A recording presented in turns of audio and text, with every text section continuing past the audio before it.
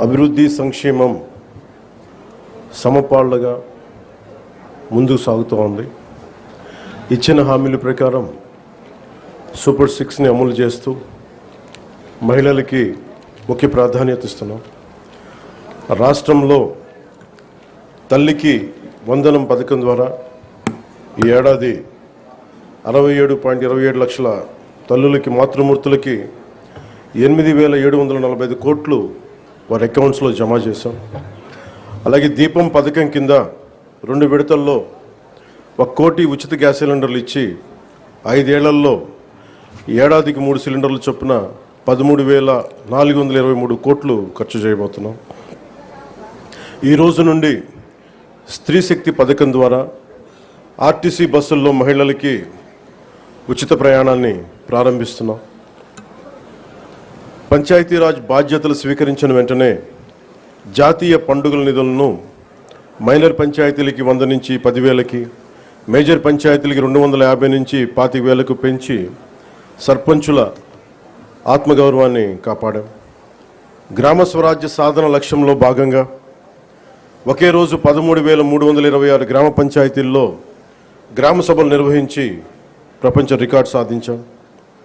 పల్లె పండుగ ద్వారా 4,000 కిలోమీటర్ల సిసి రోడ్లు, 22,500 మినీ గోకులాలు, 1,00,000 నీటి కుంటలు,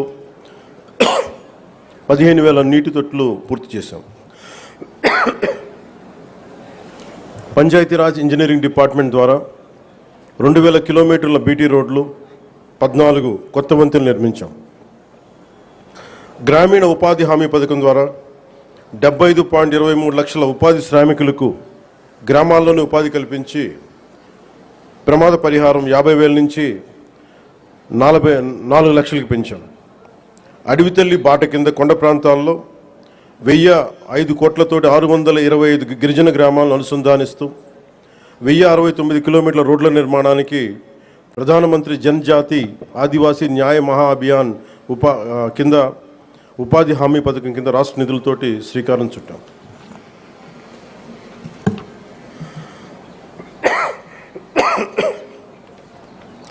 జల్ జీవన్ మిషన్ కింద 5 జిల్లాల్లో 5 కొత్త ప్రాజెక్టులని 7,910 కోట్లతో ప్రారంభించి 1,20,00,000 మందికి 30 ఏళ్ల పాటు తాగునీటి భద్రతని కల్పించబోతున్నాం. అటవీ విస్తీర్ణం 30% నుండి 37% పెంచే లక్ష్యంలో 1,00,00,000 మొక్కలు నాటి వీటిని QR కోడ్లతో ట్రాకింగ్ కూడా ప్రారంభించాం. ఏనుగుల బెడద నివారణకు కర్ణాటక నుంచి కుంకి ఏనుగులని తీసుకొచ్చి విజయవంతంగా ఆపరేషన్లు జరిపాం. ఎకో టూరిజం అభివృద్ధికి అరకులో వుడెన్ బ్రిడ్జ్ నగరవన యోజన కింద 1,122 కోట్లతోటి 61 ప్రాజెక్టులు చేపట్టాం. సైన్స్ అండ్ టెక్నాలజీలో విద్యార్థులకి ఫ్రూగల్ ఇన్నోవేషన్ కింద ప్రోత్సాహకాలు అందించే ప్రణాళికని సిద్ధం చేస్తున్నాం.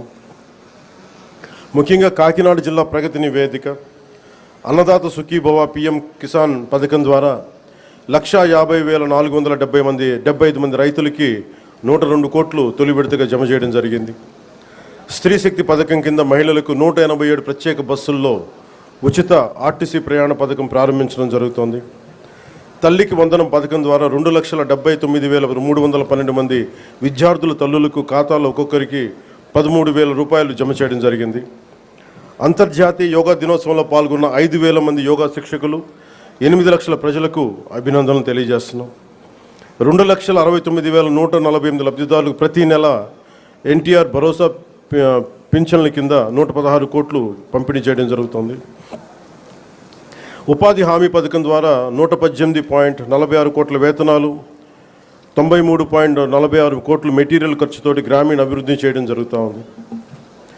గత ఏడాది 107 జాబ్ మేళాల ద్వారా 7,000 మందికి మన కాకినాడలో 7,000 మందికి ఉద్యోగాల అవకాశాలు కల్పించడం జరిగింది.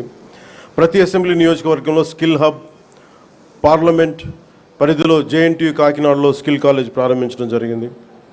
మాదక ద్రవ్యాల నివారణకు పాఠశాలలు, కళాశాలలు ఈగల్ క్లబ్లు ఏర్పాటు చేయడం జరిగింది.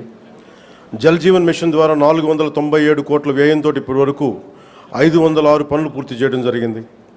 రోడ్లు భవనాల శాఖ ద్వారా 27 కోట్లతోటి రహదారులు గోతులు పూడ్చడం జరిగింది. గడిచిన ఏడాదిలో పిఠాపురం నియోజకవర్గంలో 308 కోట్లకు పైగా పనులు చేసి దేశంలోనే మోడల్ నియోజకవర్గంగా దాన్ని తీర్చిదిద్దుబోతున్నాం. వచ్చే 4 ఏళ్లలో మరింత ప్రగతికి కట్టుబడి ఉన్నామని మీ అందరికీ తెలియజేసుకుంటా ఉన్నాం.